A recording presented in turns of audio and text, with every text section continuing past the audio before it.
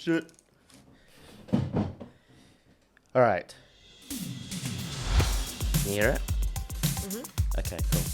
Am I supposed to hear it through the headphones? Nah, it's playing on my speakers on my laptop. Oh, okay. It's been a while. Yeah. Especially at night time. It's like, Well, like, yeah. It's a bit, what time is it? it's 10 o'clock. All right, after this, we'll sleep right after this, eh? I don't even know when I do the intro. Wait. We'll keep the beat going and then this is the thing. I just start talking at the start. Should I keep this?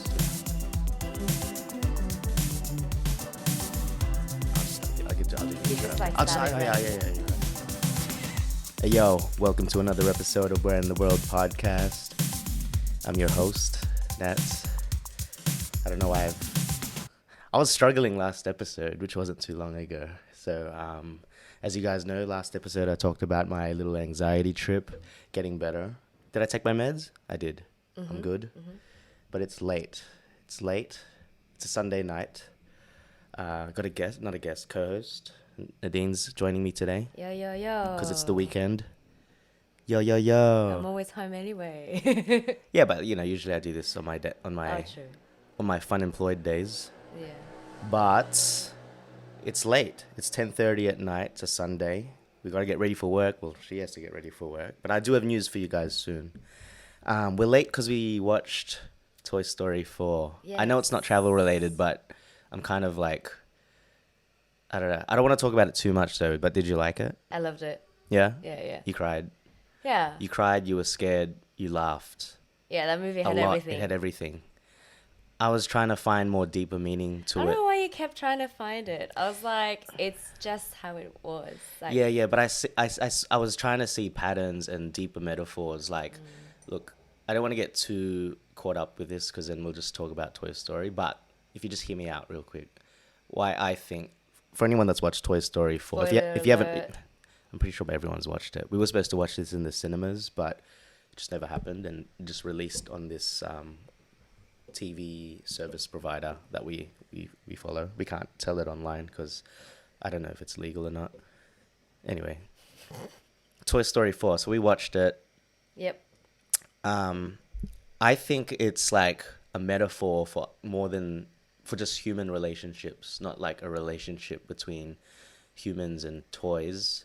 It's because that's what it used to symbolize. Oh, yeah, no, it's From more the than that first now. to second and third, it was always like a relationship with a child and its toy and what the purpose of the toy was for the kid. But they get really deep with it, obviously. But this one, I think it takes a better look at relationships as humans on so many different levels. So you're right. It is like, yeah, there was a love story element with Bo Peep. I think I it's also also saw, can I just quickly? Yeah.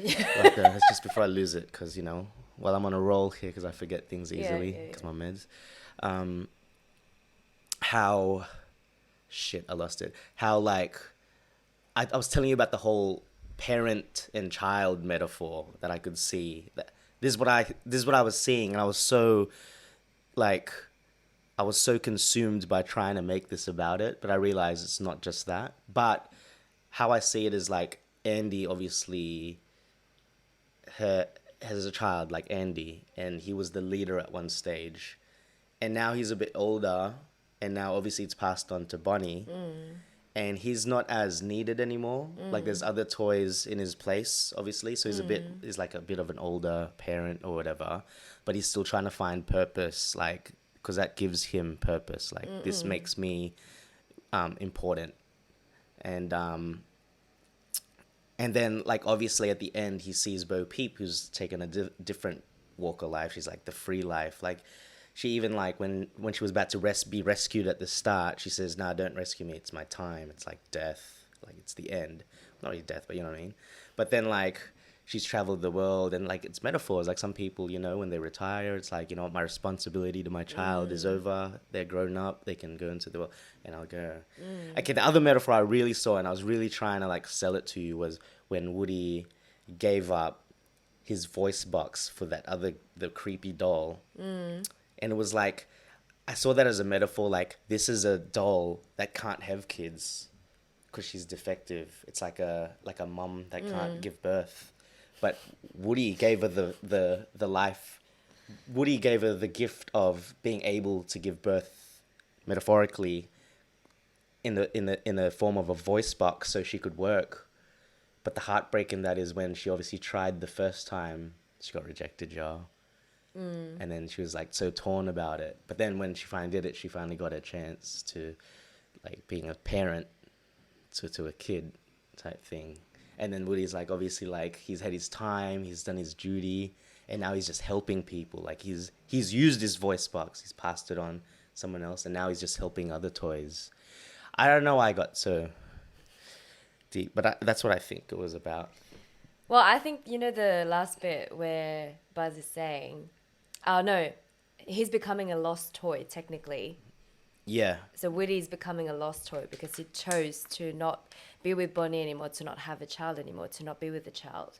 And so I think that whole purpose basically just changed. It's like almost the whole time he had Andy, he had Bonnie, yeah. that sense of love and that sense of belonging to someone. Yep. But now that sense of belonging is with love, is with everyone, yes, and with everyone helping else. other toys. Yeah. I say that. Yeah. Yeah. I could see the whole parenting bit, Yeah. the whole like giving birth. And I think not I was being able- getting a bit too. Yeah, I got a bit too obsessed with that theory. Like, halfway through the movie, I thought, like, yeah, I've got it. I know what they're trying to say. Because I don't know, this movie's been out for a while, and because everyone told us how good it was and how deep it was, but I think I was just overthinking. But I think it's just acceptance as well, because Yeah. she's so she that creepy doll. She had this idolization that she had to be with Harmony. This was her. It She teaches had you a to lot be of with things about Harmony. humans. Like, she saw this like fairy tale future, like it's Like, it had to be this is that. gonna happen, but you know. But she settled with something But life else. ain't like that, right? Yeah. Life isn't like that. Toy Story is deep, yo. Comment below what you think Toy Story 4 really means. I Not think as it's deep about as the child's about birth. people that can't have kids, but being blessed with the gift to have kids. And obviously watching your kids grow up and not being needed anymore, but then obviously moving on and going on holiday when you retire. Wow. All right, so You've that's gone really deep. Yeah, that's cool. Welcome to another episode of Where in the World podcast. I'm Natz. This is Nadine. If you're new to the channel, we don't actually talk about movies. We just watched Toy Story. That's why I kind of just had to get that off my chest. But this episode is obviously geared towards expats and travel enthusiasts alike. And today we have a really good topic. How I feel that we're going to decide topics now, well, when we can, is if the topic is imminent to our time in the present, like it's happening, and it'll be more fresh because we're living it, we're feeling it, rather than just pulling a topic out of nowhere and then trying to get into it when we're not about that right now. So yeah, but with saying that, we would also like to get a bit of, I guess, requests or for things that you'd like us to cover, because there will be times when we might press the record button, because we are aiming to do this weekly, and we might not have a topic, so those will be really handy. So if there's anything that you as an audience want us to cover, whether it's moving to another country, travel tips for particular places, hit us up and we'll be doing that. There's a few questions in the end. I actually got a few questions. Oh, you actually had a few questions. Ages ago on my Instagram story. If you haven't followed already, the Nice. Instagram is Where in the World podcast. I haven't posted there for ages because I've had a 1-month hiatus, but I'll try and get back. But now and then we'll post things, like obviously try and engage with everyone. And sometimes I'll ask if people need travel tips. And some of these that I'm going to ask have been from like a month ago. The people that probably message have forgotten this show exists. But I'll remind them and be like, hey, I answered your question finally.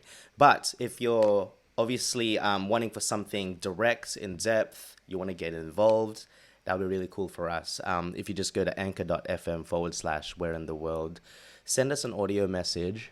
We'll play it on this platform and answer it, because The competition for the picture is already finished. Oh, no more Little Mermaid. I might keep it going if you guys want me to keep doing the Where in the World picture competition. I thought it was fun.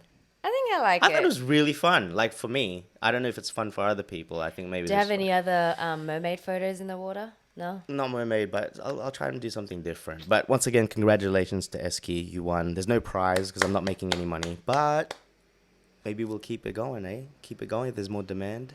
Yeah, you might need to give some prizes. I might have to give prizes. Okay, as this show progresses, we might actually give prizes out and go from there.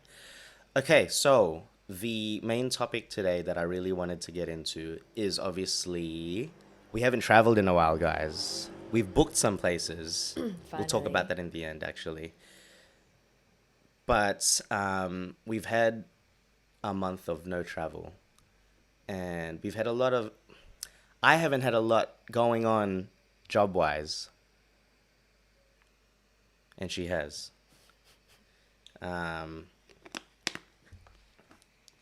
So we're going to talk about, I guess, work life in London and the different, we're going to talk about our origins, how we, in the past year, what have we been doing to support ourselves financially, what it's like, the struggle, the opportunities, the advantages, everything. And I think the best way to go about it is to talk about our current situations and then backtrack to how we started. And maybe that'll be the way, or should we start at the back and then No, I think present and then past. Start present, because I think that's a good segue, because it'll explain. So last week I talked about my little anxiety trip. So the anxiety trip just happened. I go to the last episode and I'll talk about that, and I'm on the recovery. I think I'm talking better. The last one I was a bit zoned out. But about a month ago, my work contract finished. No, that wasn't the cause of my anxiety. It just finished. Ran out of work. Company still really wanted me to come, but there was no work left. And then I think that's when I sort of, like I was actually really happy, because I'm like, oh my gosh, I'm gonna have a month to work, and I'm gonna have I wasn't planning to be unemployed for a month. I just saw it as like an opportunity to do more of this content, the stuff that I was doing on the side anyway.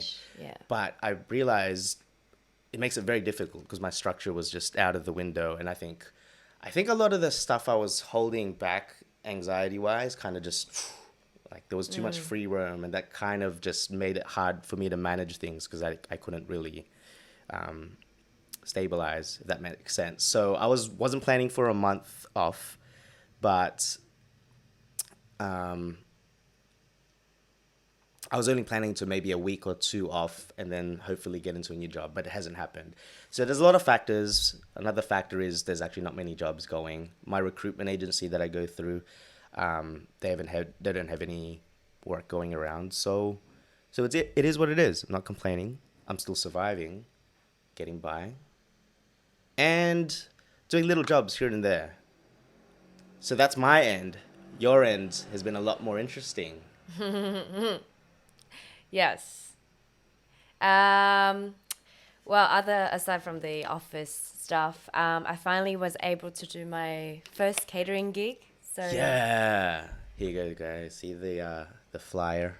So my Cooking with Nads has actually been live and showcased to other people. I don't know if you can see it here, but that's my little flyer there. But yeah, so finally catered to work. End of month drinks. Success. Dished the ham and crackers, and basically just catered my coleslaw and my fried chicken. 120 wings, all killed within half an hour. So that was actually quite emotional, because it was the first time. It wasn't my friends, so it's my colleagues. Yep. But then still, just, when you cook for your friends versus when you cook for other people. Yeah. And I think also the fact that I was cooking for British people. I don't know why. I just had that pressure that I had to do really well, because my chicken is quite Asian. Even my coleslaw was quite Asian. All the flavors, the fish sauce, it's quite like powering. Yeah. You don't know if these people are gonna It like was a gamble. Okay. But Was that your first time cooking for yeah, it was my first like your first thing away? for anything. So you've never had a business or anything? No, it was sort of a dream where, okay, I would cook and, have like eventually I would want to have like a little shop and sell my chicken.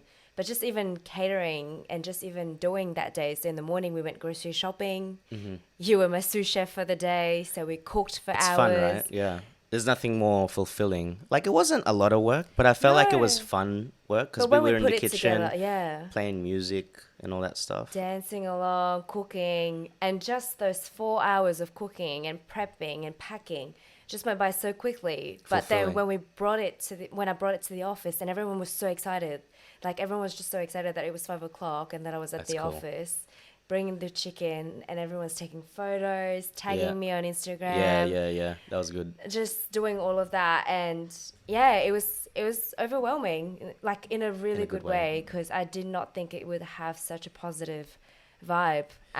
Just to give everyone a bit more context, because like obviously, especially people that don't know us and have just come through, like, these things might be looked at. Just in, I don't know what I'm trying to get with this, but basically more context is, when was this? Maybe 4 months ago, maybe? Not that long ago, mid-year. Not mid-year. 3 months ago? Early this month, because not even when I started my vlog in Feb, it was just something we joked about and talked about, but you never, like, I remember when, we haven't even gone out that long, like just over a year, when we first met, it was always, you've always loved cooking, so that's what I think, she's always loved cooking, and it was always like something, I'd love to, like, it just seemed like it was just such a dream, like such a fairy tale. But fast forward to now, and it's just manifested. You've got this website. Well, it's actually funny that you say that, because it felt long in my head, because the whole process of putting a website together, getting even just getting my work to say, hey, do you want to cater for us, to getting the flyers. But it all happens in a minute. Yeah, it just all happened. The moment I started with the website, the moment I launched it, the moment I put on my Instagram, little things like that, and the moment I got my flyers out. Yeah, I think that's what makes it more real. It made it more real, to have it more concrete. Other than that, it could have been talks and talks, because it was talks all the time. Yeah, it can be talked forever. Yeah, like for years. Like, I think you've always talked about this, something like this. And then, my friends would say, oh, why don't you do like a cooking with Nads, because you like to cook and you like to showcase it. Then it would just be cooking for our friends. Yeah. But just the moment you start one little thing and everything just starts manifesting. That's really cool.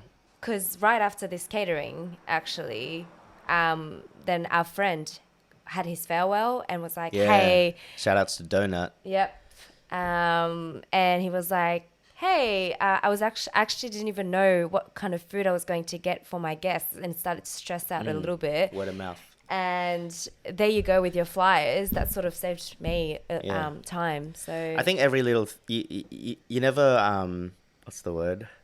Never underestimate the action of every little thing, because every little thing really triggers another. And literally, I think, like, even at the start, there would have been so many doubts. Even just, you make the Instagram, but it's so minuscule, it's so small. You don't really think of the end goal to be, like, materialized until you start seeing more and more things. You're posting more, then the next thing, then you got your logo, then the website, and then you're actually making the food and putting it out. But I think I could definitely see the difference once the first catering job, it was there, it was in paper. It's like, oh wait, I've got good news. You came home, you're like, I got some freaking good news type thing. Getting X amount for this, like, oh, we're not going to talk about the finances, y'all, because that's but like, I'm just telling you right now, that's some good, that's making them peas, y'all. It's making them D's, innit? Don't make them think that I'm getting like thousands and thousands for peas, this. Y'all. Yeah, bruv. Yeah. No. That doesn't suit you. What? All right, he just watched Top Boy, this new TV show on Netflix. Yeah, the bruv. guy's obsessed with the accent. Yeah, but bruv. Nah. In it. No, bro. Yeah, in it.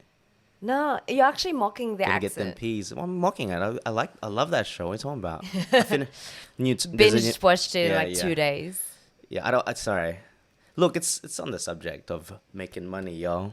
That's what we're about, right? Side We hustling. hustle. It's a yeah. side If you haven't hustle. watched Top Boy, it's on Netflix. It's a new TV show about the drug scene, And you're obsessed with that. and I binged it. I finished the whole thing, and it's based in East London. Really cool. And Way Drizzy better Drake than Power. likes it too. Drake executive produced it. As Top well with Boy. Future. Top Boy. Top Boy. Top Boy.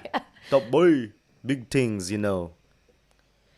Okay. All right, let's back on to the topic. Well, it is on topic. It's about business, and Yeah, that's side that's hustles. what I love about having. That's why I count this as a side hustle. It's not making money, but it's a side hustle.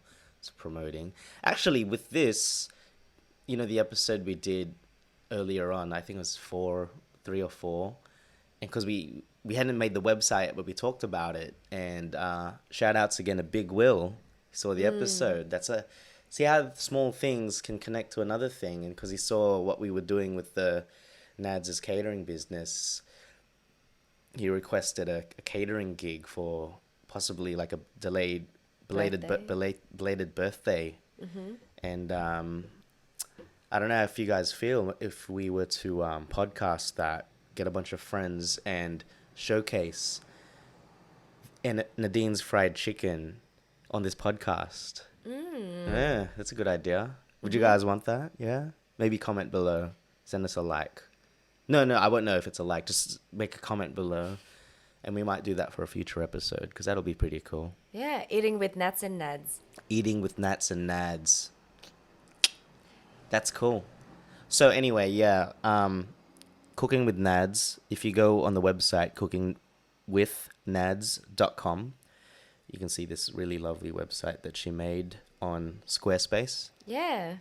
It looks so Shout out to Squarespace. It looks so professional, dude. Look at that. Wow, look at that char siu. Wow. If you go to contact me, it'll send out a form. It'll come through to Nadine here. We put the order through. And if you've got a work function, a social event,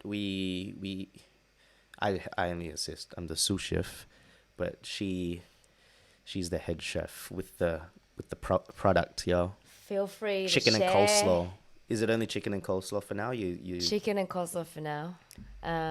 Is that the only thing you're doing for the catering? Yeah. Just for now. Obviously testing the water. Testing the waters. It's very new.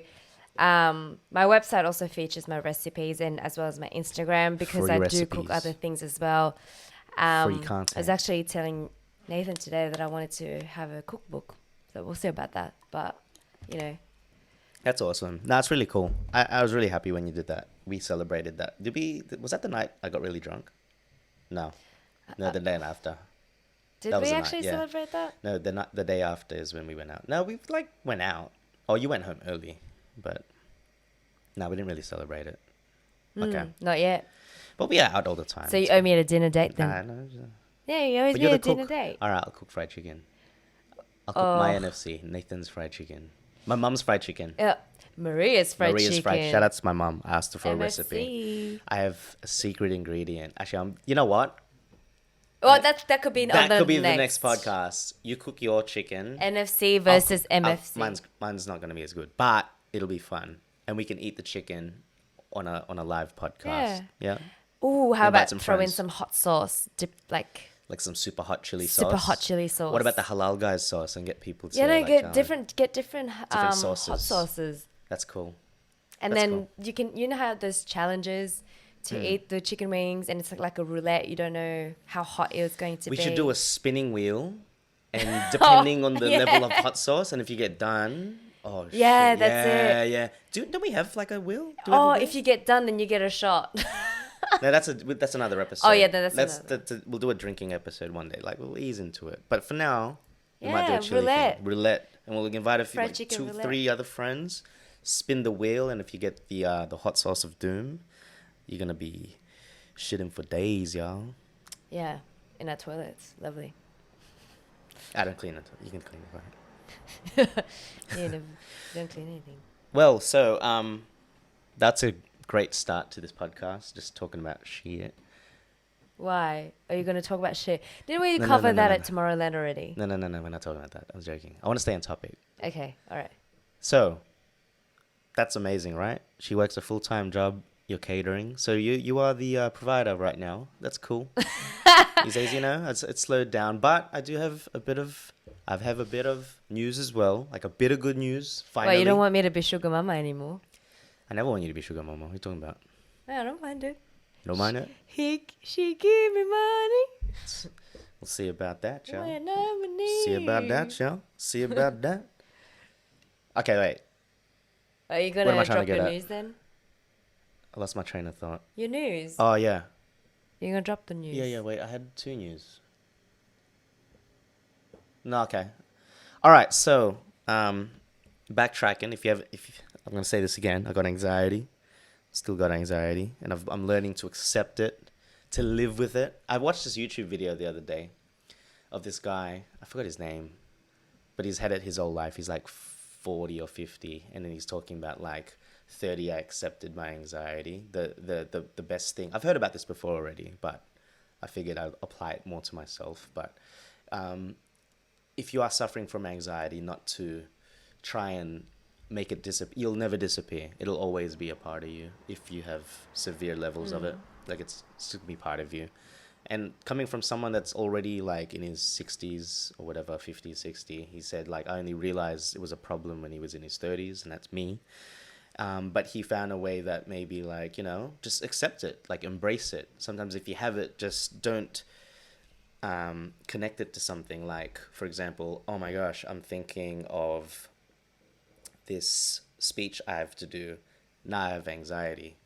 But if you remove the speech part and just say, oh, I have anxiety and I'm dealing with it, and just, embrace it. Like it's part of you, manage it, do what you need to do to get it down. And then I think it's about managing the anxiety, not getting rid of it, because it's never going to be gone. So anyway, obviously my first 2 weeks, it's only been a month since, but the first 2 weeks was quite paralyzing. I didn't really go out. I didn't do anything. And it was conveniently right after my job finished. So I just felt worse because of that. And it was hard for me to even get out of bed, let alone apply for jobs. But obviously, I didn't want it to, take over me or like dictate my livelihood. So I took the steps to, baby steps, get better, at least get out into the world again. And eventually started meeting people, like getting social again. Like what I did and my intention was when I first came to London, which is how I networked and was able to, do all this shit. And I was fortunate enough to meet some people.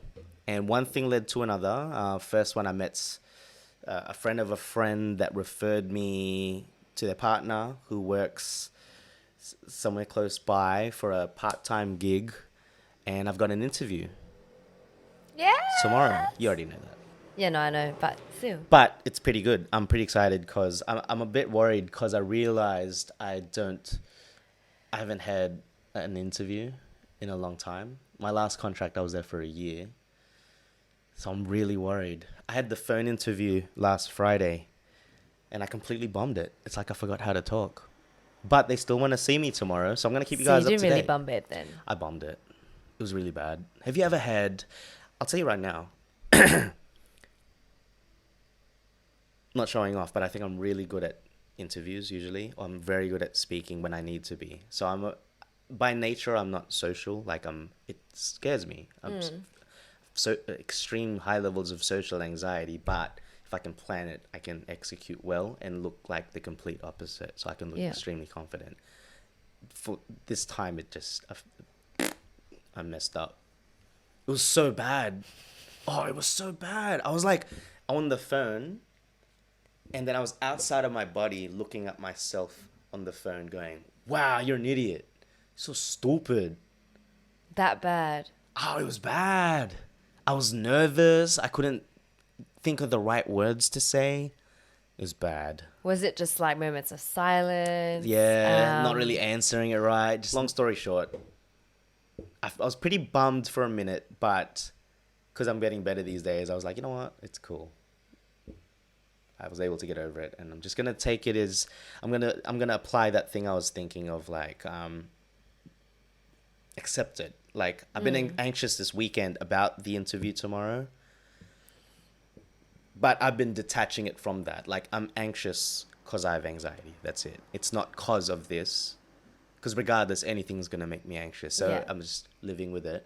So we'll see how we go tomorrow. And there was another thing like Graham Stephen, the YouTuber I follow. He's really cool. I'm going to send a link up here.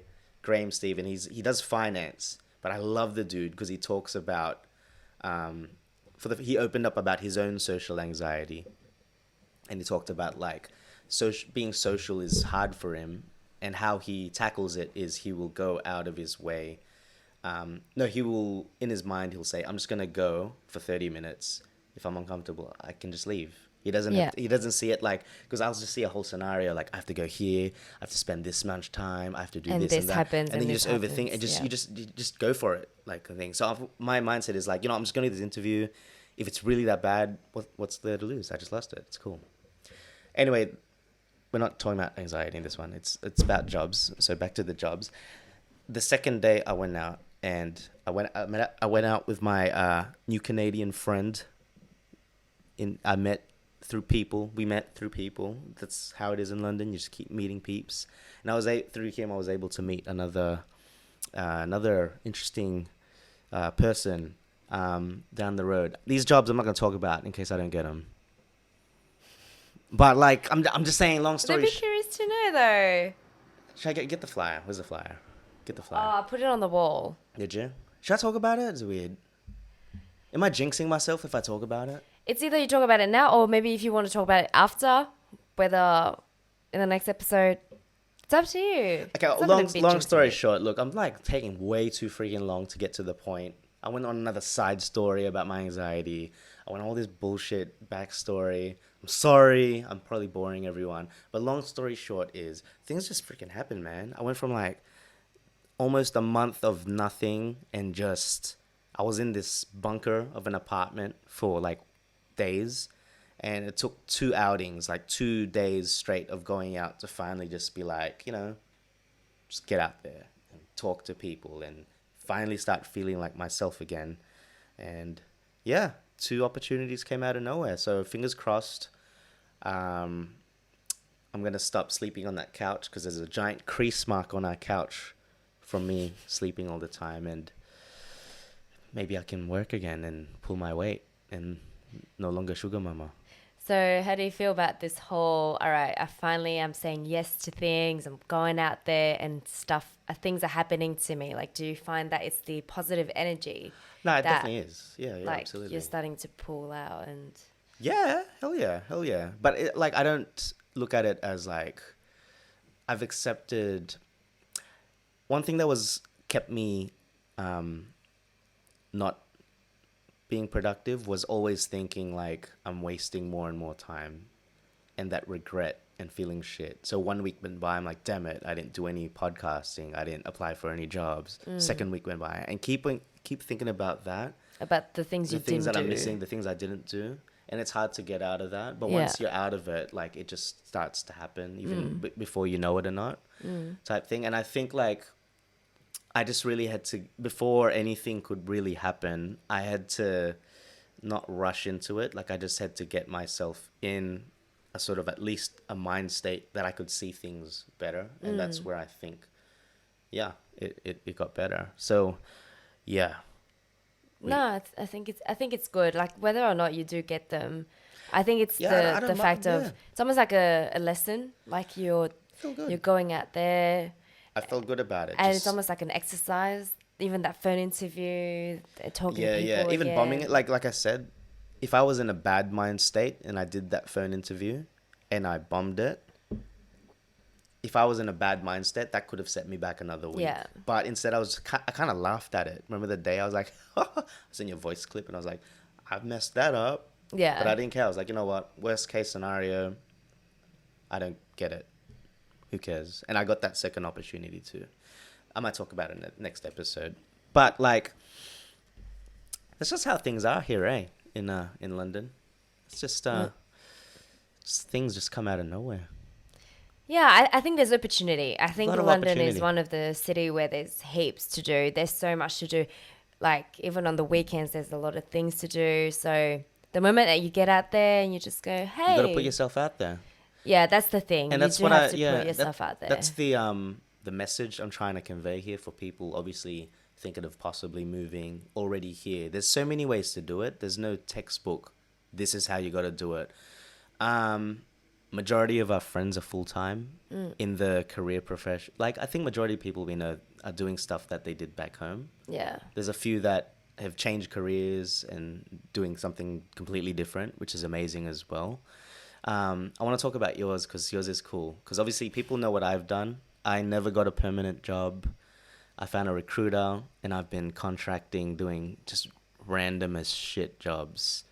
But that's the fun part That's too. so fun. No, I loved it. That was my purpose. And that's what I want to talk about because obviously before in Sydney, all I knew was insurance. Those that don't know, I was an insurance broker before. And I've always been in the industry, like customer service, doing that. It was nothing I really was like, I didn't finish school and was like, one day I'm going to sell insurance. That was never a plan. It just happened. And moving here was an opportunity to be like, you know what, I could not settle, but I could logically go for the job that will get me the most money. But essentially I'd be kind of doing the same thing as before. Like if I'm not passionate about it, what's the point? And from there, I've been able to work at so many different like tech startups, like marketing companies, medical companies.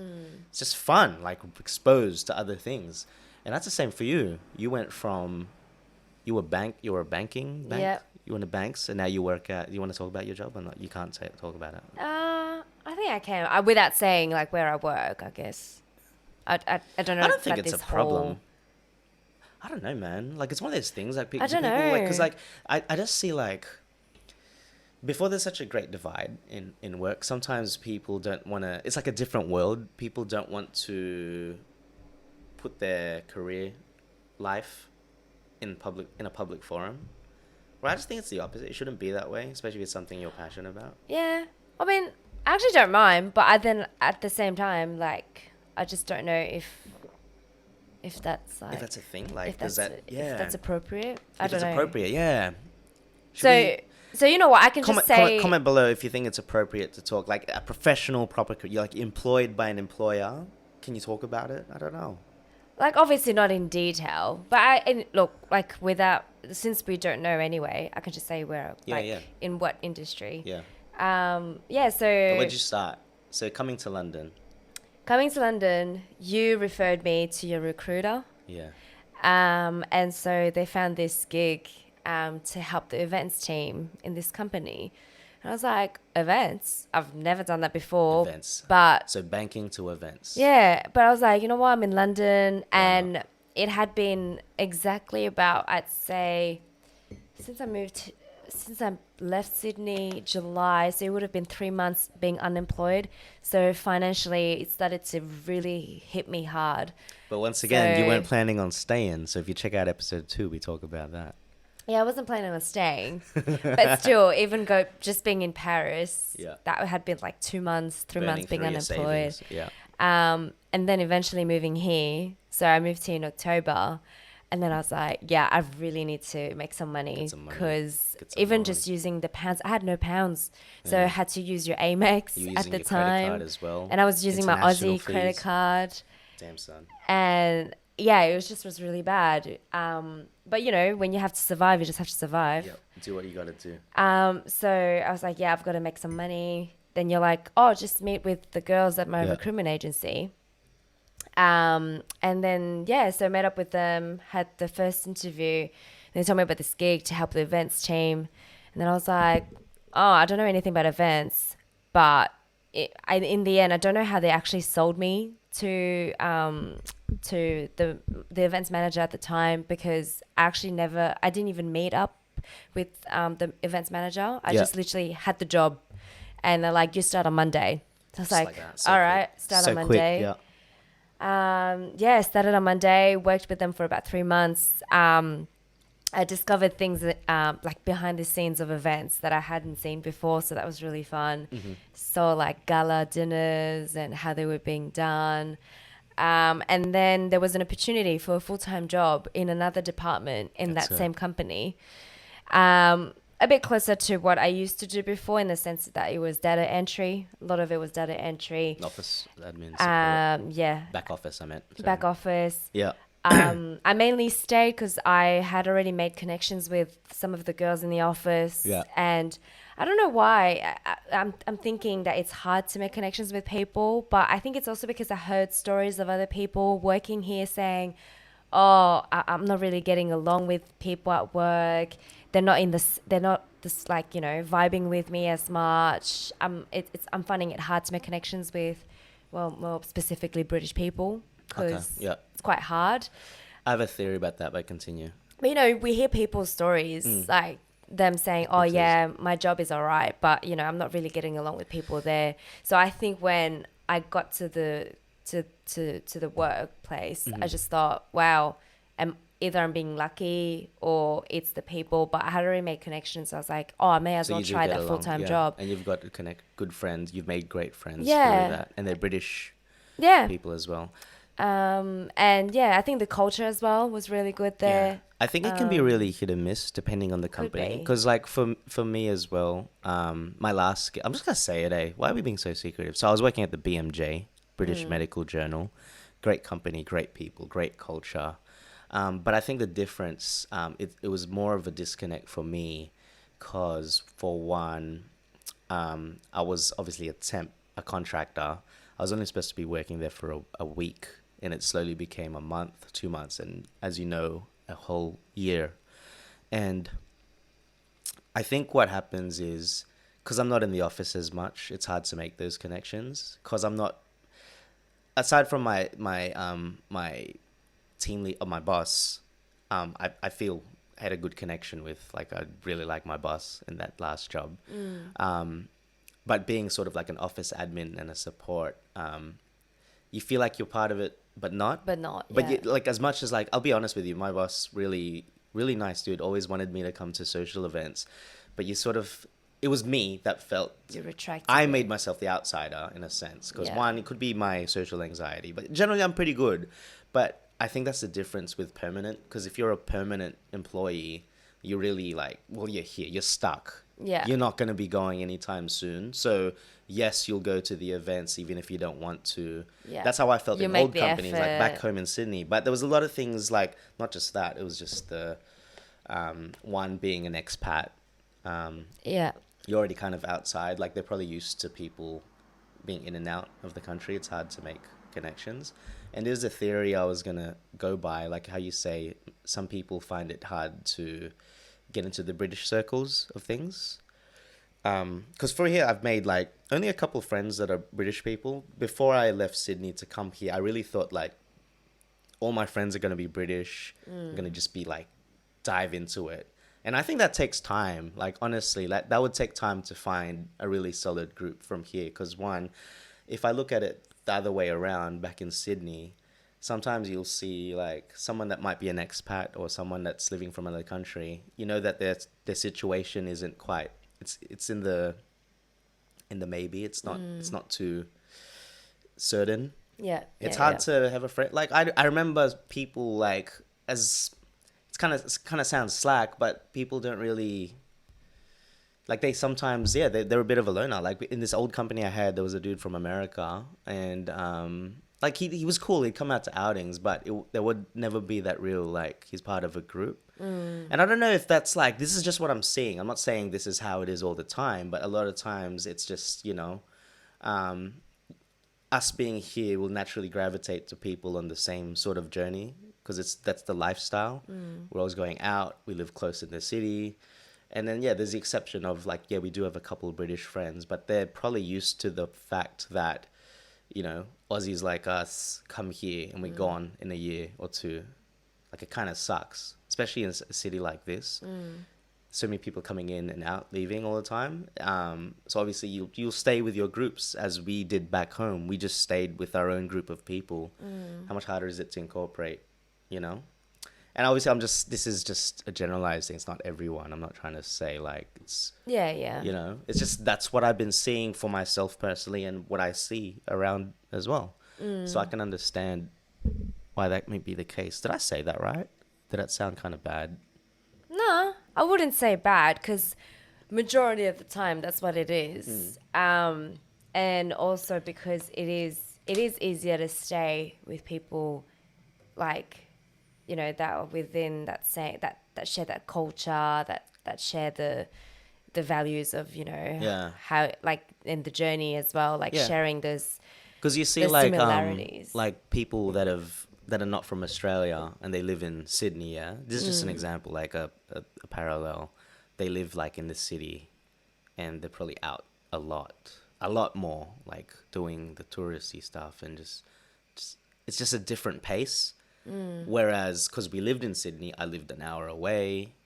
I only was out really on the weekends. Everything was just work, and that's it. You kind of just, that's it, and you stick to your own group of friends. What's the point? There's no point of feeling like I need to go out and meet people. You kind of just, no, it's home. That was the mindset I had before moving here. So that might change, obviously, when if or when I go back to Sydney. But that's just how I see it, and I can see the same parallels here. I see how, you know, people that work here grew up and lived here. You know, I can see the same parallels of us back in Sydney, I think.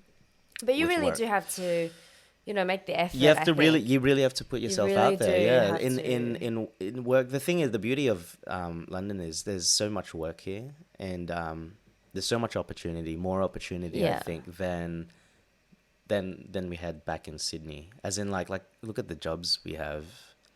Even not having a job, I don't feel too bad about it. There's always something. No, there's always something, like little gigs here and there. Yeah. But yeah, no, I think it's just having to put yourself out there, and it sort of reminded me of when I moved to Sydney and Yeah. how I had to put myself out there as well to make connections. Yeah, that'd be even more insane because you're same like thing. trying to learn the language and all that. And you were Yeah. like, what, 17? That's insane. But yeah, like I think that's why, because I'm used to having to make the extra step to making those connections. And like even when I started as a temp, it's kind of like at first I was sort of reserved, shy, trying Yeah. to get to But you don't show know that. the field. You're quite out there. I don't know. Like when You're I don't know easy- someone, you're easy to get I have to to along like to.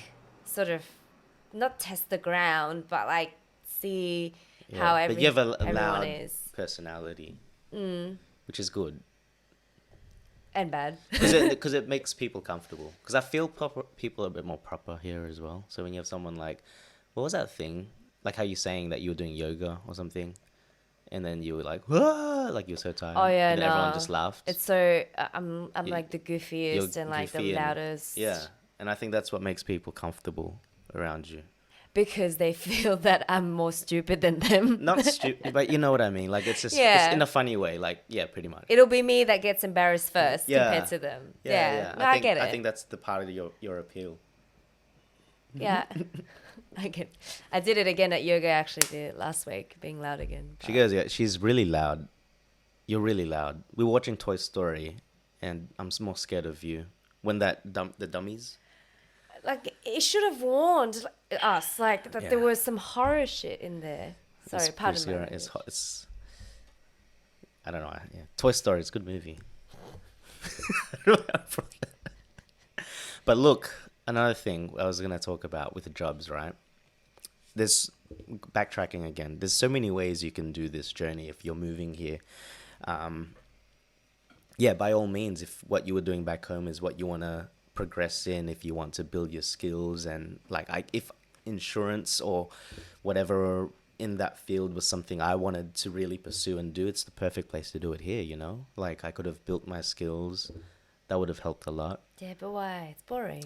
Yeah, nah, look, I can't say it. Like some people, not shitting on the gig, but it just wasn't for me. That's all. Yeah, But yeah. it could have very well, if that was something that I really saw, like, dude, if I get this, if I go back Could home, have it's gonna pursued. make it even better. But I don't see it that way. Like I feel like if I go back to Sydney, at the least I could get my old job back. I wouldn't want any more than that because it's just more pressure on something I don't really like. It's kind of shit. And that's what I wanted to talk about. Like, before you move here, or if you have moved here, it's something to really think about because it's your livelihood. It's what you do majority of your time. And that's important for me. Like, I can't speak for everyone. Some people are quite satisfied, like, just do the job, even if it's like semi or all right. You don't have to be overly passionate. If it's bearable and you're getting the money you want and you live for the weekend and for the other days outside of work, perfectly fine. But for me, like I realized right before I moved from Sydney to London was like, you know what? I really don't want to go to another country to just do the exact same thing I was doing before, because I was over it. I was burnt out. I was like, nah, I've been talking about wanting to change careers for so long. If I'm going to do something like this, I might as well do it here. So yeah, I did take definitely a lower pay cut. I took a pay cut, obviously, like potentially what I could have earned. And definitely you could call it going backwards in terms of progression, because obviously I'm not doing something remotely close to the responsibility of what I had before. But the way I see it, it's about perspective and mind state. Some people will always might value like the financial aspect. Like they might see you have to be progressing. Like they won't expect a position less. You're not going to accept any money that's less type thing. But the way I tackled it when I got here was like, no, but I'm learning something completely different. It's not backwards. It's expanding. Yeah. My skill set, which I feel like I've done. Yeah. Because there's a varied amount of jobs and industries I feel I could potentially, especially when I have an interview, even though I bombed that one on Friday, I wrote all these things before the phone interview. Like I could say, like, I've done this now and I've done this. Plus I have the 10 years insurance and office and broking experience that I had before. But yeah, it's practice, right? I got to keep getting better at interviews and shit. But like, I'm really hoping these next 2 gigs, because they're definitely not something I've done before, and that could add more to later on. But ultimately, and I think this is something you can agree with, because I think that's why you've gone for it, because I don't stop talking about it. At the end of the day, we all want to work, and not everyone, but what I want to do is work solely on my terms. And that's obviously with either if it's this podcast or YouTube or just another business venture. Sushi. Sushi. No, I'm not kidding. Like if we could, I'm not even kidding you. If you're catering, by the way, go on our website. If you cater, it'll help fund this dream. If cooking chicken would replace, it's not really replacing. I don't have an income right now, but if it's more than the income that I was making in my contract job, just being your sous chef, I'd take that any day. No, hell yeah. I cook chicken for days, man. I do the batters. I do this with the garlic. Oh yeah, no, you're pro. Would you agree? Would you? I'm not saying you'd quit your job, but like, let's be real here. Oh no, Let's just be real. Like, let's be real. If you could, how long did we work on the chicken? Like 8 hours or something. Wait, no, for... No, I mean like okay, well, your chicken business. Yeah. While what's in my hand? No, you're getting dust all over your hands. Because I keep touching things. I don't know why. Wait, like the actual cook wasn't that long. The actual cook wasn't that long. The prepping, the groceries. Not just the prepping, the groceries, your website, just all that, the thought behind it. Like you were spending days, you were awake at night, but did it feel like work? Nah. Exactly.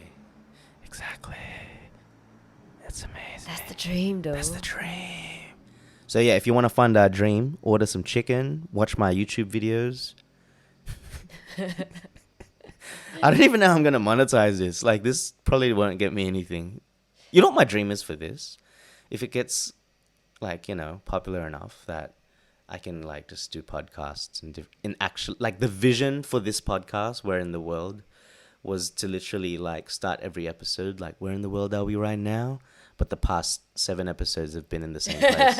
It's always in London. To be, like, traveling all around the world. Yeah. And say, I'm in Turkey today. Yeah, and talk about, I'm in Turkey right now, and we're here.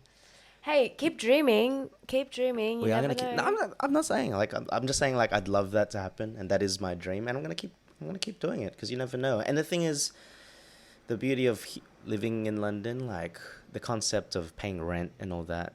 I keep telling everyone, like, this is my first time living outside of the nest. I left my parents' house To go into this nest. into this nest, her nest. I guess it's good. Like, yeah, there's times where it feels like a struggle, but it feels worth it. And like, you know, like I always see absolute worst case scenario. I go back home, but otherwise it's far from it. There's always a way. There's always work. Wash dishes. Wash dishes. I almost washed dishes at one point in between. Like this was a year ago, actually. Remember when I applied for the Q2 center? Yep. I mean, that's still an option. You It's never still an know. option, but like, you know, I feel like I can do more. But like things like that, I was gonna wash dishes for fun, and I didn't see that. Some people would be embarrassed to say that, but for me, I'm like, you know what? You ask someone what their job is. You know what my job is? Ask me. What's your job? What do you do for work? What is my job? Okay, what is your job? To survive. Hustle. Yeah. You're a hustler. That's all it is. I don't give a damn what I do. As long as I have time to do whatever the hell, like, I think matters, because I do believe that. Like, what's the point of, like, spending all your time doing something you don't like? Like, you gotta work. You gotta be smart and do something at least to get by. But if that's all you're London's doing, expensive. stuff that, man, I just gotta survive and enjoy Hey, enjoy doing it. You know what the real survival is? What? Is if What? I literally just go, all right, I'm going to dedicate my time to this chicken, quit my job, we're both out of job. That's survival. That's not survival. That's just a risk. Yeah, because for now, That's not survive. That's This- a gamble. That's a No. one-way ticket back to Sydney. We can't even afford the ticket. We'll get deported. I'm saying survival because we literally don't have any income. So you literally That's have to make or hustle. break. No, that's make or break. That's make or break. Survive. We'll survive. For me, shit. Is the camera about to die? Let me just plug it. Oh, yeah. All right, we're back. It's good, yeah. Yeah, no, it's good. Yeah, fam. Yeah, bruv. In it. Get them peas, yeah.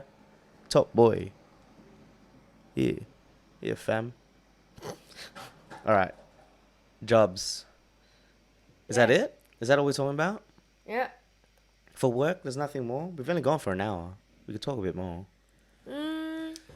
Oh, how about the difference? Okay, with working with Australian companies versus here. Good one. Do you find a difference? Yeah, Because I heaps. do. Massive differences. You go first. I think that Londoners are very much about their work-life balance. Yep. But when I'm saying work-life balance is that they do not go over 5 minutes, 5:30 if they finish at 5:30. So once it's 5:30, everyone literally just duck off. Unless you obviously have things to do, then you stay back for a bit. But they actually have a culture to not stay more than what you're needed You're forced to for. go home, yeah. So you arrive at 9. People sometimes actually arrive 9:10, 9:15 because the tube here always has issues. But even then, like you still take your hour's lunch break. Then you finish at 5:30. You're entitled. Entitlements. Yeah, that's it. You're entitled to this. And yeah, my company actually has a policy, I think, for like if it's past 6 o'clock, you're not actually supposed to be in the office still. Not allowed. I mean, not allowed, but obviously it'll sort of go back to the manager, like why. Do you think it's because it's like, why are you staying back? Is it you can't do your work within the time? There's that, and also because I think there's that. No, you're right. I think it's definitely that. Like you're given 8 hours work.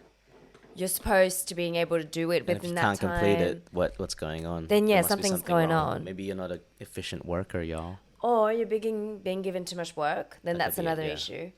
But I think it's also because lifestyle as well, like Yeah. going to the gym, doing that kind of stuff. People like it, and also people always go for dinners. I reckon, Yeah. like after work. Well, I think obviously being look, there's two sides of the coin, obviously on both ends. But I think you're right in general. Like majority, we're just talking about a generalization here. But in Sydney, I felt work was just work. you do your 9 to 5, and the companies I work for, there was kind of this sort of expectation, like do more. I think it's a newer concept, and I think it might be getting better about the work-life balance thing, because I did notice things were trying to be improved, especially in the larger corporations. It's like they're still in the baby infant stage of trying to incorporate that. And I could be wrong. I know there's other companies that are great back in Sydney. I had friends that were like so flexible, like they can do whatever. Yeah, that depends, obviously. It's always dependable, but I just felt, for me personally, majority of it was just work hard. I felt guilty about going over my lunch break, maybe a minute or two. Like there'd always be that pressure or feeling. Yeah, Where yeah. here it's really laid back. Like especially my last job, it was so flexible. But the beauty of it, I felt like an adult. I felt like I Responsible for wasn't your just work. I wasn't being treated like a kid. Like you have to be here at this time. Like yeah, I'll go for lunch. Sometimes I might go over, like maybe even an hour and a half. Like things just happen, right? We have things going on. Like I might be at like the doctor's, or I might be buying some stuff because I need to go, and I'll make up the time whenever as well. It's no big deal. I think I people think don't really care. here, It's really just get on with it. Do your work I as think well. yeah, I think here is like as long as you deliver. So if Just let's just deliver, eh? say Yeah, you have a deadline for something, yeah, if you meet it yeah, and you actually exceed it sometimes, or if as long as you deliver, then what's the difference with you delivering having 2 hours lunch break, yeah. for But example, that look, this versus could be just because you've only had one employer here. I had I'm one. saying in general, I think I've as had well. one that was very strict actually. Like 1 hour at this time only. So it's two sides of the coin. Because we've had friends that have said It's quite otherwise. strict, yeah. That they say, oh, it's like I feel like It it's varies. very polarized. It'll either be really crap, like really shit. Yeah. But I think these forward-thinking companies or a lot of startups, That very flexible very different. working. Yeah. So I think it just depends. It's like the old way of working versus the new, maybe. Because like I've had a lot of varied experiences. Majority have been good, but once again, it could be the fact that I'm a temp, so I'm not really liable for much as well. That's true. Because you get But paid for the hours you work for. I think you're right in a sense. I think because the social aspect Yeah. here, because in Sydney, I wouldn't go out on a Not weekday. on a No one goes weekday, out on a nah. weekday. Everyone works for the weekend, like No. waiting for the weekend. Here, people turn up. This is something I could never get over, but get around. Hungover. Coming to work hungover. Like people will just straight up say like I'm hungover On a on a Wednesday or. Wednesday, and that's for me. So, like I know back home, that's something you'd never be able to do. That wouldn't fly. Like how could you? I Like it mean, just felt so foreign to me yeah, that it's same. accepted. Like it's like normal, and I think it's part of the culture once again because there's such a big drinking culture here. It's not frowned upon. It's No. like normal. Like obviously you don't do it all the time, but you know, like Fridays are like a write off here because people start drinking on On Thursday. Thursdays. There's clubs open on It's Thursdays. great. Yeah, yeah. Well, they have that back home too, but I guess it's the fact that it's such a cosmopolitan city. Maybe that's why. Yeah. Because, like, for me, even like back home, like on a weekday, you literally, even if someone was to say, hey, let's go for dinner, I'll be Siebes. yeah, I'd be serious. I'm like, nah, I'm going home. Mm. You'd be more inclined to say yes on a Wait, Thursday, is this maybe. British people too? Or maybe just expats? Because you got to remember as well, we hang around a lot of Aussies. Yeah. We have some friends that do go out on weekdays still, right? Oh yeah. It's just that there's No, so you much have to dinner- there's just so yeah. much to do here. That's all.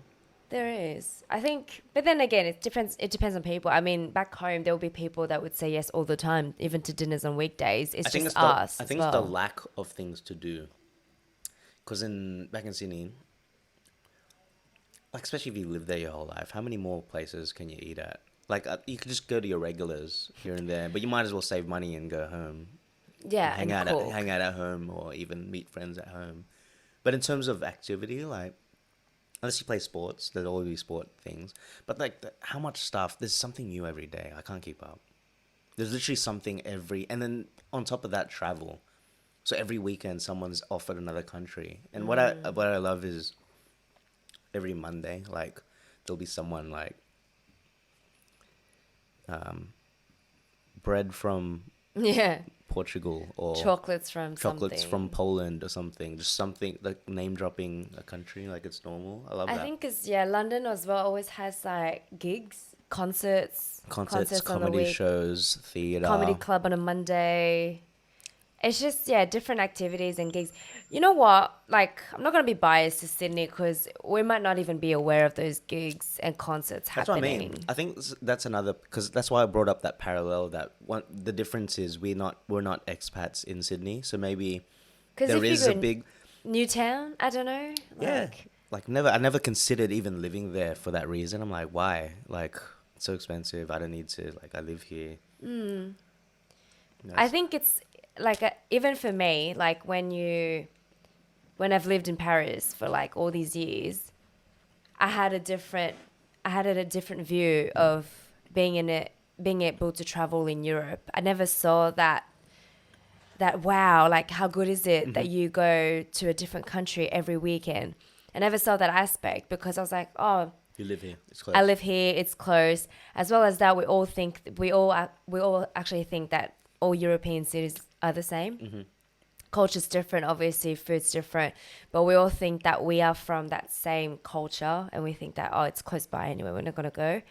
It's only when I actually felt like I became an expat from a European country that I was like, oh, I actually get it. Because this time around, I felt like I was an expat from Australia and not being French anymore. I'm not saying I'm denying the fact that I was French, but You've it had was both. You've different. had both sides. Because that's another thing I see. Like met some British people here that haven't traveled as much as we've done in just the past year that have lived there their whole life. But I get that because me being from Sydney, I haven't traveled Asia nearly as much as No, and it's people the from same. Britain have gone Yeah, over and then just gone nuts, like done New Zealand. They do. because I you want to haven't go been. as far as you want. People just go to like once again, just experience. Everyone's different. I'm sure. Yeah, it's like I haven't done Great Barrier Reef, things like that. I People haven't done fly over that stuff either. like yeah, because the thing you've had experience of both. You've come from France to Sydney, but I guess you were so young, so you didn't do the travel thing in Sydney. No. But now that you've reversed back and you've realized, wow, everything was at my doorstep when I used to live in Paris, but you were just maybe just I young was then too young. to I travel. even discovered the nightlife in Paris, which I hadn't discovered before. That was your So first time that was the first experiencing it, time. eh? That's And cool. experiencing like Paris as a city, As and a then city, realizing, wow, there's actually so many things to do yeah, here. yeah.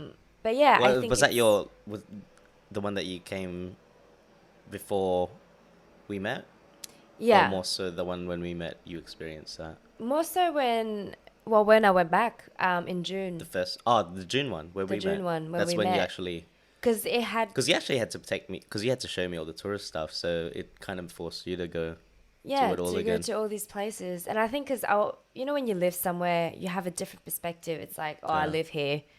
I think I get It's that. different. I get where you're coming from because I think I get the same feel. I don't get it as much, but the rare occasion someone not from Sydney would be in Sydney and I'll take them to the city, like the Opera House and Centrepoint and the Harbour Bridge, I'll get that sense of pride and that feeling of like, yeah, Yeah. this is a good city, man.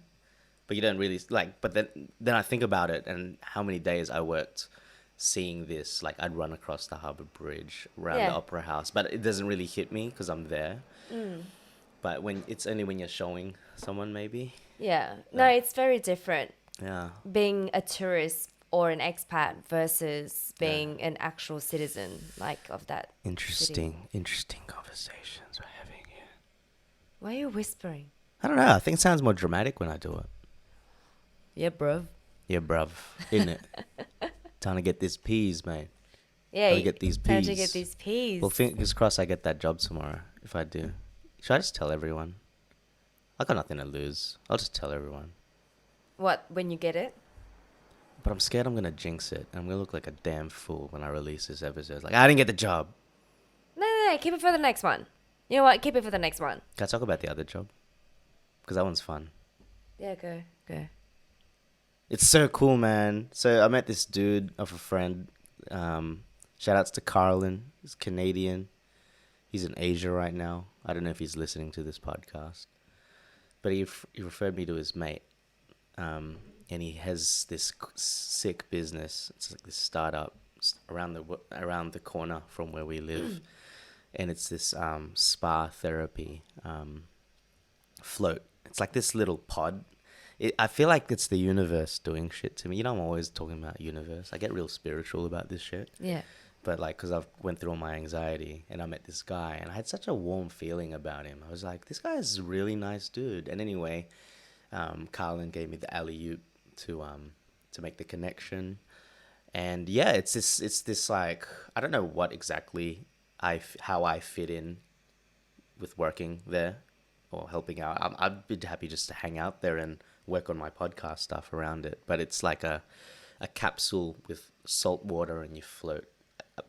I'm talking like it's a new invention. It's been around for years. What, the floating? Yeah, the float thing. Have you ever heard of it? No. Yeah, apparently there's heaps of them. So I talked about it to Maggie the other day, and she's like, yeah, they have those in Sydney. I'm like, I have never seen this. A salted water float. Yeah, it's like this ball with water, and it's salt. And you just it float. makes you float. And then you're there for an hour. It clears your mind. But anyway, as part of the job opportunity for me to work there, I got to message him back. I get to try the float. Yeah. So I'll tell you guys how it is, and I'll send a link here, and you guys should definitely check it out. I just think it's gonna be really cool, and I think it's like a blessing from the clouds. God has presented this opportunity for me because of my anxiety. It's like, it's all right, Nathan. You need to meditate. It's time to float, y'all. In it, bruv. Yeah. Yeah. Time to get these peas. By floating. I'm gonna be the top boy. Big Okay. things. So yeah, fingers crossed. I hope I get that job. Then that's it. I'll be fine. If I have those 2 jobs, I'm back, y'all. And Completely back? back financially, and I'm doing something cool. Yeah. And it's actually like, I'm actually excited for it. Yeah. And yeah, we can see how long that goes, and then find the next job. That's another thing I really wanted to talk about. I love the concept of contracting and temping. Like, yeah, one, you don't get benefits, no leave and all that, but I love just how varied it can be, and how the pressure of like, it could be gone, but then you could find something else, and there's always stuff. And coming if they across. like you, you can be kept there. And if they like you enough, like this one, killed it, first contract she got. You were contemplating not taking the perm, I remember. Yeah, because I really liked the concept whole of temping and trying new things. Like, I was in events. Like, where else can I be? But you also were saying, like, because our recruitment agency sends emails of other potential jobs, and something you always wanted to work at, fashion. Yeah. All those ops, they don't have that shit. Do they have that? There's a few shop startups in Sydney, There's like a few. Shopo. Shopo? That would be sick to work at. But yeah, But it's hard to get in. You need to have the experience. But with the recruitment agency, it could be different. Get in, bro. You can get in. And that's what I mean, in meeting people in passing, just like, yeah, met a new friend, introduce. It's just, because I think job turnovers here are so quick as well, which is a negative and a positive. Like, it's bad for employers. Like, you go through a lot of duds. Sometimes it just makes it shit, and it makes people not as trusting for employees. But if you're a good worker in general, you'll be able to navigate around. And the good thing about that, they'll take a shot on you. Like, because so many roles, some companies have really big turnovers. And, you know, like, yeah, experience is good, but I don't feel those barriers as much as I felt back home. Like, literally, a lot of places. That's why I was in insurance for 10 years. I just couldn't find anything that would take me. And I think ego had a lot to do with it, because my mindset back then is like, I can't go back financially. I wouldn't accept anything lesser than what I was getting. Yeah. I wouldn't accept a backwards career, yeah. which is normal, I guess, but different mindset. Here, I had no shame in shit. I'll do what I need to do, as long as my priorities are straight. Like, I want to do, like, I'll take something if I feel it adds value to me, like, at that job, and personally, if I can use it as well. And otherwise, if it's something that completely doesn't have value, I don't want it to be a priority. So yeah, no, definitely. Getting a full-time insurance job just didn't seem like the right priority, move, yeah. because it would take up too much time.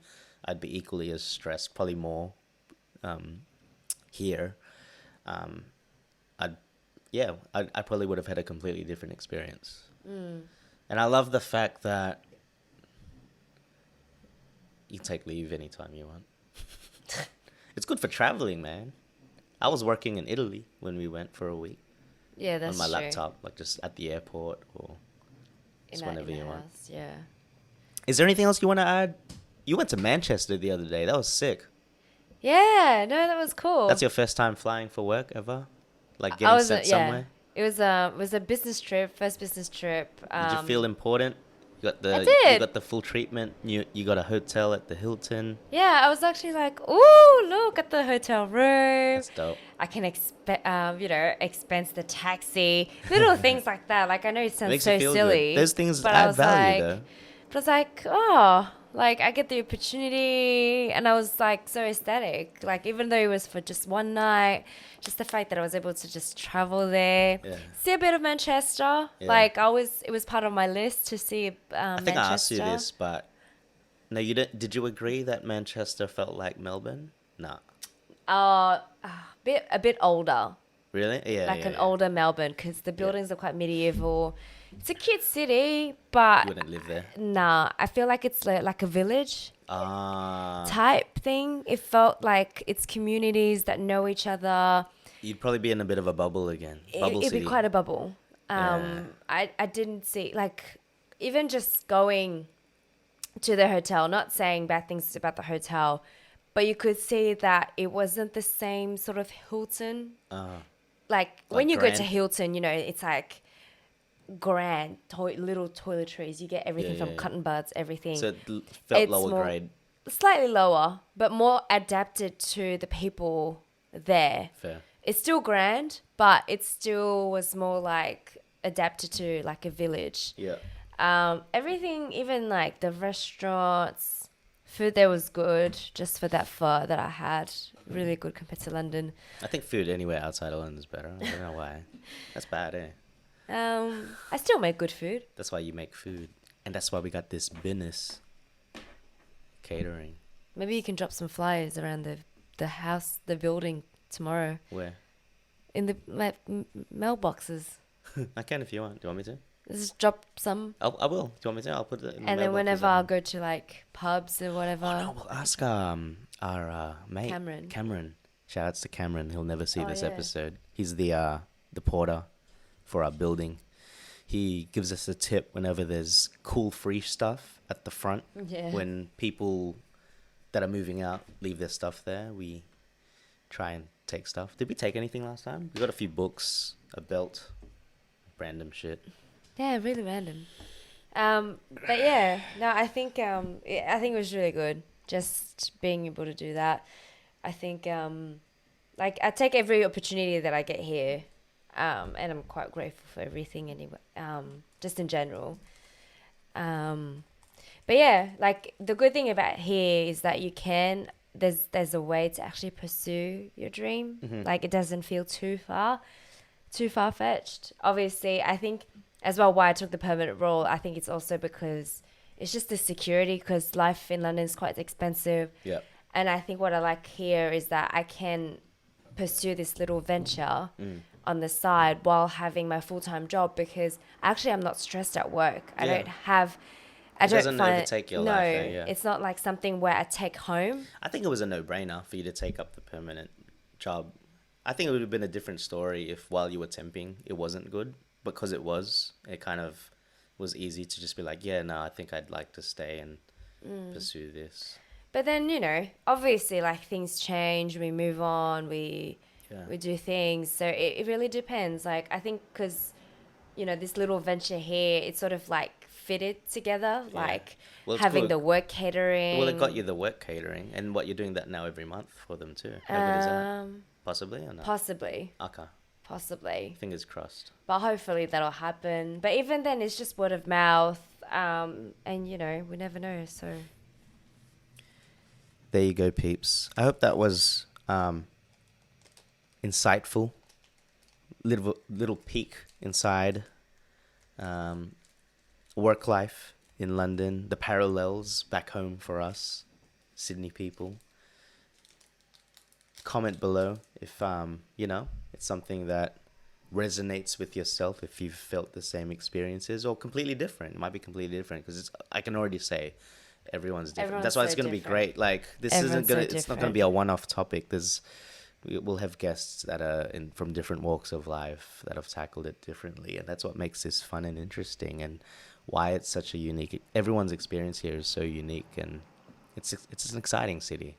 I love being here, dude. Like it's so fun. You just don't know what's next. Like I'm so nervous about tomorrow, but that could be a whole new thing again. And yeah.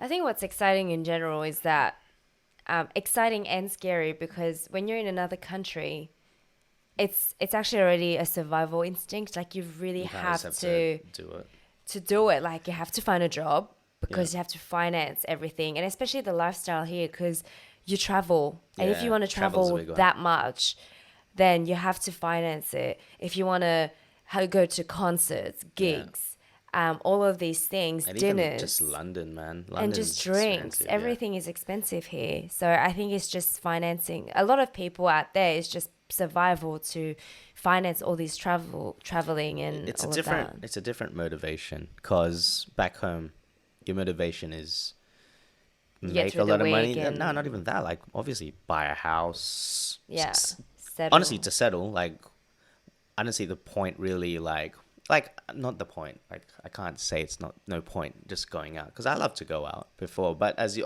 get older, you're not gonna party through your 30s. That's kind of sad. I feel like nothing wrong with having fun, but if you just like no goal, like the goal is like I feel would be family, and just build something, build a career. Like you can do a lot of these things in Sydney as well, but if you move to another country, there's no house or family or settling in the equation. I feel it's not likely, if that makes sense. Whereas here, your only option is like you just want to get the most out of like the things that you can't get home, which is the travel, Yeah. which is exploring London, gigs, going out. So you're more sensible where you are at home, if that makes sense. Oh, yeah, for I'm sure. not trying to I'm just being real. Yeah, Not trying do to everything not trying to extra offend here. anyone. Because honestly, if I go back to Sydney, I'm not going to be doing the same things I was doing in London. I'm not going to be back home, going to every gig, traveling every weekend. Nah. That's And not going to happen. That's not going to happen. I'm back to like paying a mortgage, bro, and back to like a career or something, or building and something. And all that other shit. So should we end it there? How long's it been? Hour 24. It's not finished. There's the segments, the questions, remember, that people ask. Oh, yeah, go. Should we go for that? I think so, because we're going to get... Am I like low energy as shit? Huh? Do I sound like I'm so out of it? Nah, I think it's Fine. I think it's good. I get real self-conscious when I record these, and I just think I'm doing really bad. And I think it's good. And then when I actually listen to it later, it's okay. But anyway, look, without further ado.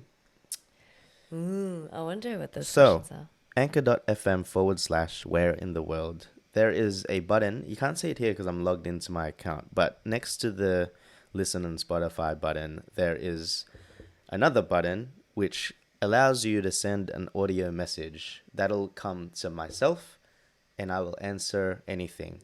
Mainly travel advice or living abroad advice, especially in London, if you're from Sydney. But anywhere, I guess, because this Where in the World podcast is worldwide. It's now also available on Apple Podcasts, which is great. Check that out.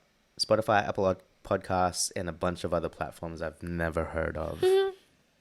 Okay, so these questions were sent on my Instagram, Where in the World podcast on Instagram. These people asked these questions. I'm going to ask them. You answer first, I'll answer later. Okay. So I'll treat it like you're a guest. Okay. It's like in Tiger Belly where they have unhelpful advice. That's where I stole the idea. But do other questions for you more specifically? I think it can be for both of us. Okay. I can't remember them. They were so long ago. Okay. Let's just do it. All right. And if it's fun, we'll do this every week at the end of each. It's gonna be fun. Okay. Okay. Okay. This is from Don. It's just our normal friends. So Don said, Okay, it's tailored to me, but you can answer it too. He says, I know you have a daily routine to stay healthy. How do you keep that up when traveling? Okay, so a lot of time's passed, so I'm not that healthy anymore. Do you want to go first? So, I for example, if he thinks you do somewhat have a healthier routine to stay healthy, but how do you keep that up when you travel? We had to backtrack when we were traveling every week. It is a bit harder when you travel because obviously when you travel you kind of want to like, all right, I'm letting myself my hair down. I'm trying to relax.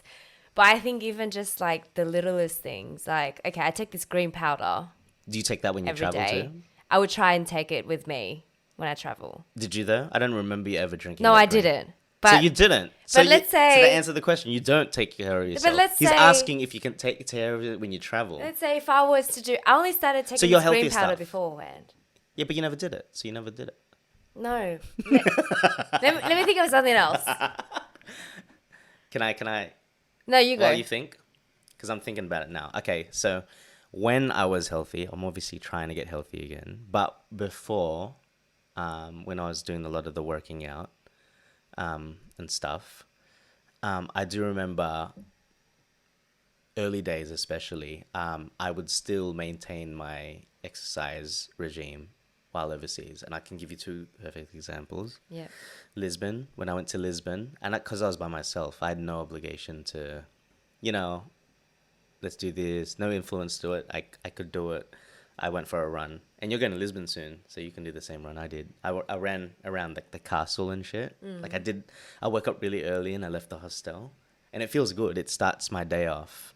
I've obviously slipped since then, but I maintained that when we went to Kiev. Kiev, you went Remember? for that Like, run. I went downstairs and I went for a run went for that outside run, and I yeah. came back and I got to discover the city. There's something really fun about doing that in another country because I feel like a local because I'm doing something. It's like I have so much fun already doing that here. Like I'll go out, like when we used to live in Swiss Cottage, I'll find a new running route, and especially here, there's so many places to run. I just sort of saw it as like, oh, cool, I get to find another running route, but it's now in a different country, like maintaining that mindset. Then obviously, yeah, I just stopped. We got lazy. Like I think we got pretty bad. We weren't even sleeping. No, we were sleeping.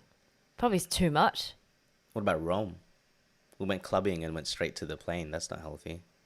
We went clubbing one time and we thought a smart idea was to go to the club on a Friday night, get drunk, and then just not sleep because our flight the next morning was at 6. Yeah, 6:30. So we had to wake at 3. So we got home at 2, slept for half an hour, and rushed to the airport. Oh, that was drunk. so and bad. I died. And we were awake for 48 hours. That's not healthy at all. I don't know what Don's talking about. No, his question was, I know you have a daily routine. And how do you keep But it how up do you keep during it? We your don't. travels? We don't. I actually realised now we At the don't. most, I ran at least. So at least I You got did. something. I I ran for a don't. bit. So you're nothing. You didn't do I anything. think because, like, to me, when I'm, like, traveling, I'm like, I'm You're just all out. traveling. You're all out. I'm Yeah. like, yeah, whatever. Whatevs. No rest. Go all out. That's fine. I don't think you need to. Let my like, head down a little bit. Everyone does that too, you know. I just, for me, because I remember, because of my anxiety, that's how I managed it. So I kept those habits, and I think I need to start doing that again. But we haven't traveled for a while.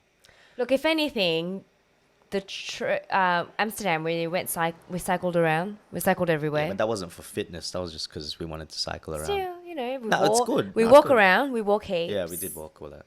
Um, We did walk, like Barcelona, we walked everywhere. yeah. Even though everything was so far. Lord of the you can see Rings. anything was so far. Yeah, that's dumb. Anyway, Don, to answer your question, we actually don't stay We don't, healthy. Sorry, not helpful at all, eh? Unhelpful advice. But if you can maintain an exercise regime, I suggest you Maybe do. next. But it's hypocritical because I don't. Okay. This is from Yoha. Do you remember Yoha? Yeah. Ray's friend Yeah. from LA? Yeah. Shout outs. He probably doesn't watch this anymore.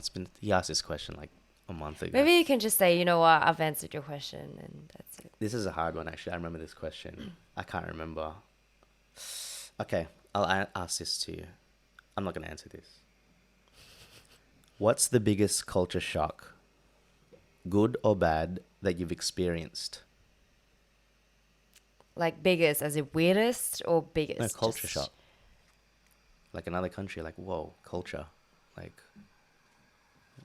it's gonna sound dumb, but I'm just gonna Google what culture shock means. I know it's obvious, but like I can't explain. Culture shock? But you know what culture shock is? I know what culture shock is. Like that's what I'm saying. Don't think I'm stupid for googling it. But No, I just want to... I'm not thinking it. No, I mean people like listening now. We're like, To be honest, I think my biggest culture shock was when I moved culture, to way of life, set of attitudes. Yeah, go. yeah, when I moved to Sydney. It was Yeah. a huge culture shock in the sense that, first of all, I take everything very literally. Yeah, there we go. That's a good one. So literally expressions such as when you say something's easy and it's like a walk in the park, Yeah, I used to think that people would take walks in the park.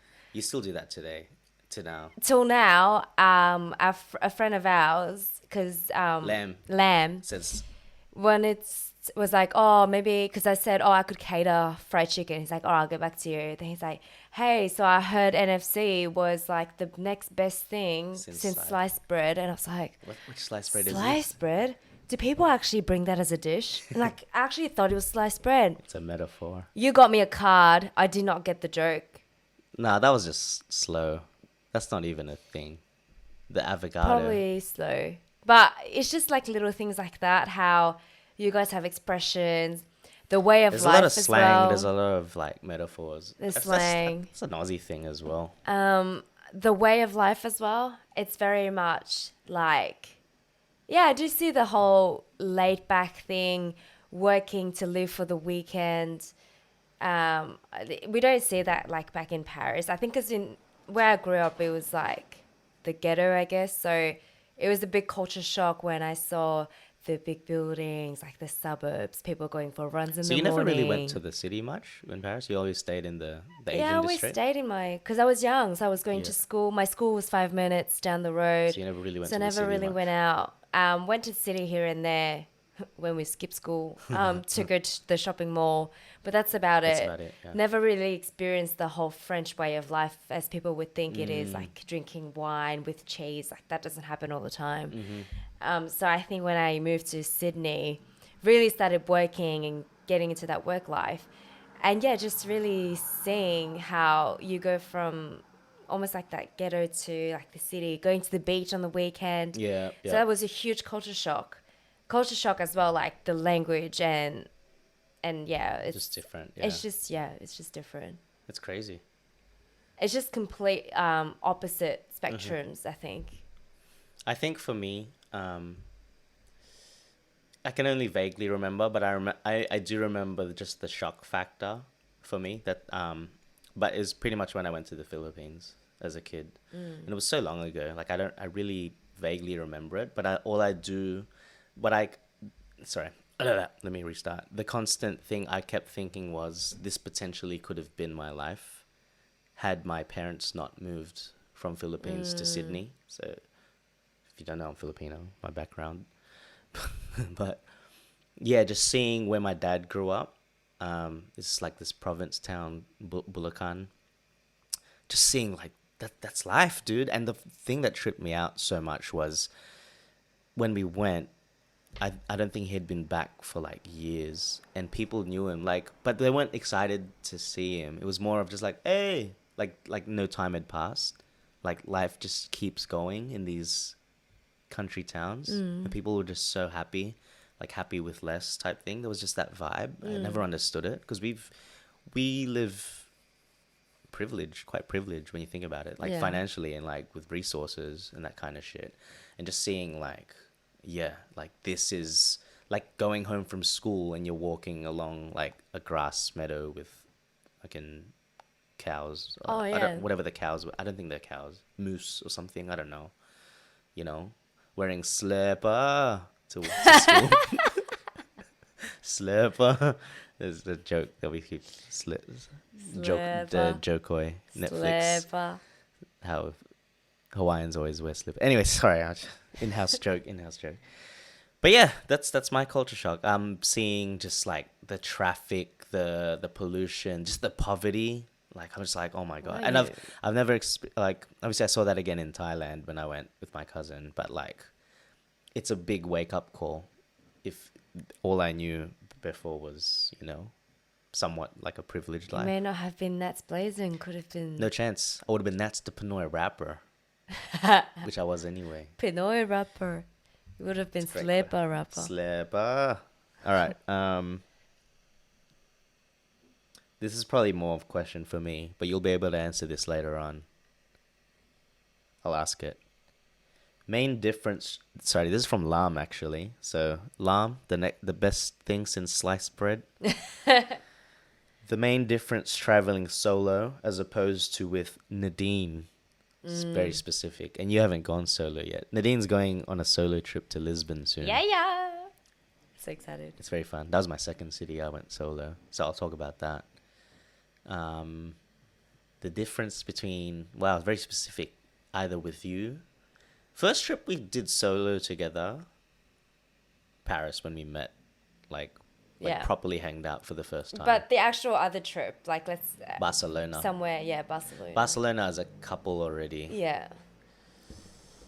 What else have we done together? Done heaps together. Kiev, Copenhagen, Italy, Scotland, Tromsø, Norway. Yeah. We've done heaps. Is that it? I'm just trying to think of them all now. That's it, eh? Still a lot. Half my trip, a quarter of my trips I've done with you, I think. Yeah. A quarter or even half now. All right, main difference, because we're running out of time.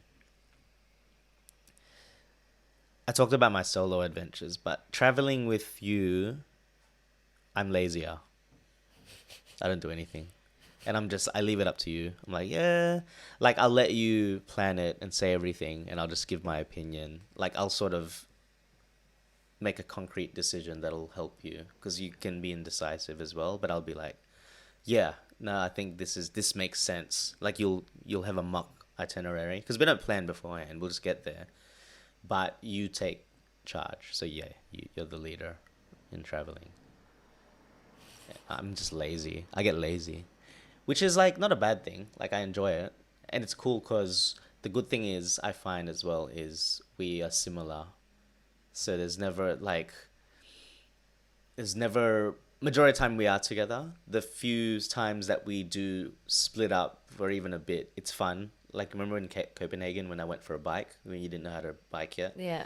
And you went somewhere else and shot. So Yeah. you had your own little solo adventure. We'd split up and then we'll come around again. Yeah. It's really fun. But majority of the time, we like doing the same thing. So it's like, well, we might as well just stick together type thing. So that, as opposed to solo, I'm in full control. And I think, yeah, like, I have no choice. It gets me out of my comfort zone. So there's no one that's better or not. Like, I like both.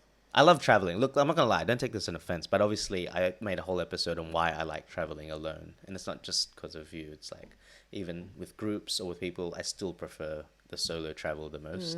And it's for that reason, because I know if I'm with you or if I'm with a group, I'll just be like, let everyone take care of it. Because, I don't take charge with that.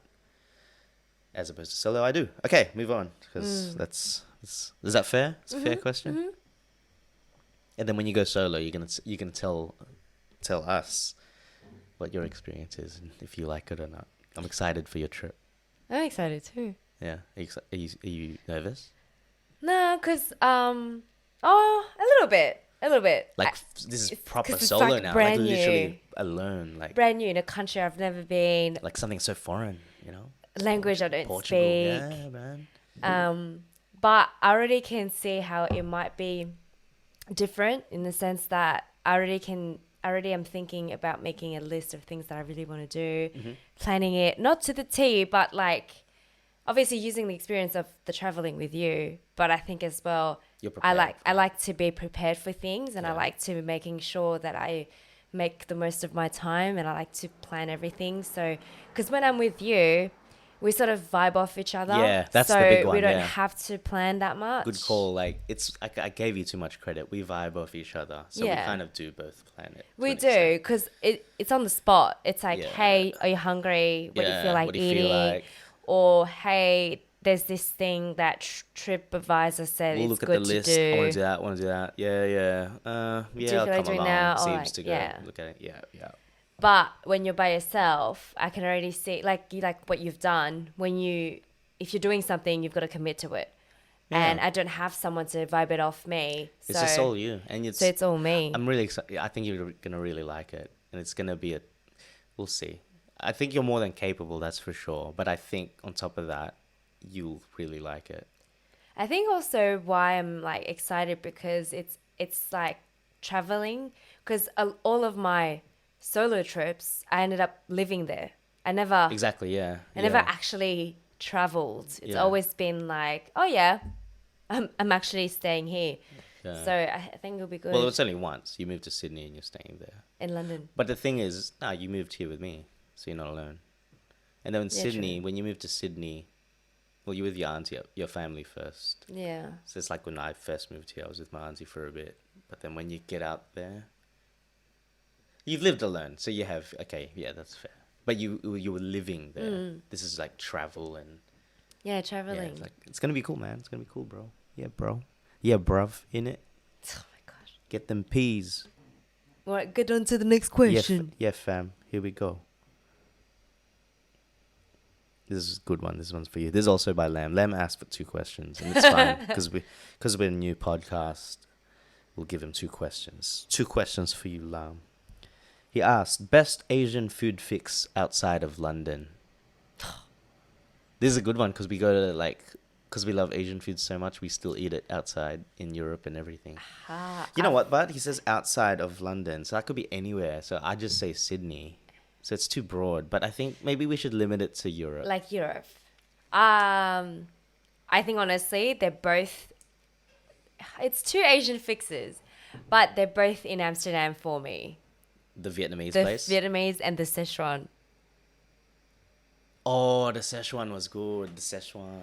They're both in But Amsterdam. that was your first time experiencing Szechuan after me so long telling you it's the was bomb. first time. But yeah, definitely that first pho in Amsterdam, I think I Amsterdam. felt like, wow. Because they use fresh noodles. They don't use fresh noodles here. Mm. But yeah, both in Amsterdam. I think the best Asian fix we've had ever since Sydney was probably Amsterdam for me.